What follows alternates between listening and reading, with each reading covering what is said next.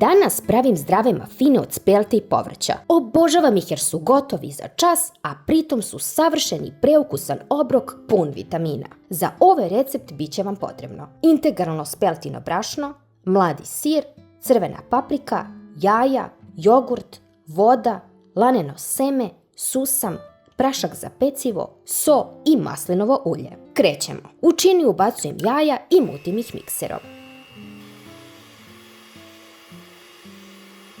Sada dodajem jogurt, pa još malo izmutim.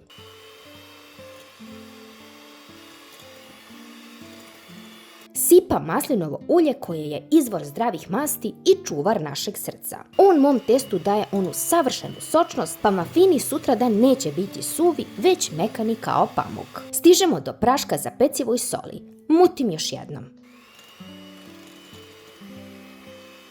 Mikser nam više ne treba. Prelazimo na kašiku. Sada ubacujem zvezdu ovog recepta, speltino brašno. Dodajem vodu i mešam kašikom da se lagano sjedini. Speltino brašno je prava riznica vlakana, proteina, cinka i magnezijuma, a vari se mnogo lakše od obične pšenice. Spelta daje i onaj predivan orašasti ukus koji prosto obožavam. Sada ubacujem seckanu crvenu papriku. Iako znam da će pečenjem izgubiti deo svog čuvenog vitamina C, paprika nam i dalje zadržava moćne antioksidanse, vlakna i daje predivan slatkast ukus. I na kraju dodajem mladi sir. On nam donosi kalcijum za jake kosti i vitamine B grupe. Još jedno lagano mešanje i smesa je spremna.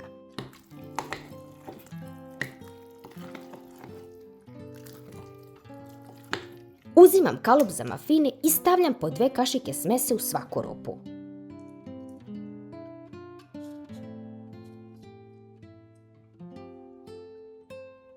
Odozgo bogato posipam lanom i susamom. Ove moćne semenke su pune omega-3 masnih kiselina, bakra i kalcijuma. Pored toga što su prezdrave za naš organizam, one će tokom pečenja postati neverovatno krckave i dati mafinima onaj neodoljivi domaći izgled. A sada pravac rerna. Pečem na 180 stepeni oko 30 minuta.